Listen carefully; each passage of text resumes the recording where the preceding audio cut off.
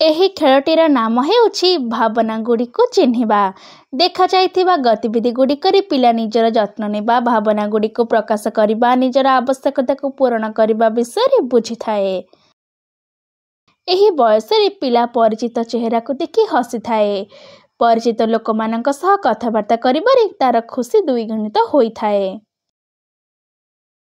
ଏହି ବୟସରେ ପିଲା ଭାବନାଗୁଡ଼ିକୁ ପ୍ରକାଶ କରିଥାଏ। ଯେପରିକି ଯେତେବେଳେ କିଛି କଥା ତାର ଇଚ୍ଛା ଅନୁସାରେ ହୋଇନଥାଏ, ସେତେବେଳେ ସେ କାନ୍ଦିଥାଏ, ଅପରିଚିତ ଲୋକଙ୍କୁ ଦେଖି ଭୟ କରେ କିମ୍ବା ଲାଜ କରିଥାଏ। ଏହି ବୟସରେ ପିଲା କିଛି ପରିସ୍ଥିତିରେ ଭୟ ଦେଖାଇଥାଏ। ଏହି ବୟସରେ ପିଲା ମଳତ୍ୟାଗ ବା ପରିସ୍ରା ହେବାରେ ପିତାମାତାଙ୍କୁ ଜଣାଇଥାଏ। ଆପଣଙ୍କ ଏବଂ ପିଲାଙ୍କ ଭିତରେ ସମ୍ପର୍କକୁ ଆହୁରି ଗଭୀର ହେବା ପାଇଁ ଦିନରେ କିଛି ସମୟ ପିଲାଙ୍କ ସହ ବିତାନ୍ତୁ।